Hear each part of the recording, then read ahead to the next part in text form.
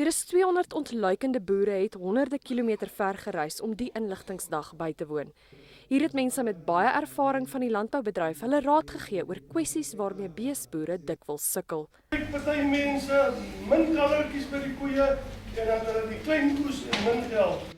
Hulle was veral opgewonde oor die groot getal vroueboere. We have to help them appreciate that agricultural sector or farming involves risk, but with a lot of support, both in terms of experience as well as the resources, there are possibilities. Ons verwag van hierdie mense sonder enige kennis, sonder ondervinding, sonder toegang tot finansiering om hierdie mynveld van moderne boerdery te betree. Dis nie moontlik, maar die verskil wat ons gemaak het aan die boere in ons omgewing is oorweldigend. Regtig, dit het ons gestimuleer en gesê ons meer doen. En dis hoekom die departement van landbou ook vandag hierso is. Diegene wat die dag bygewoon het, was dankbaar vir die inligting wat met hulle gedeel is.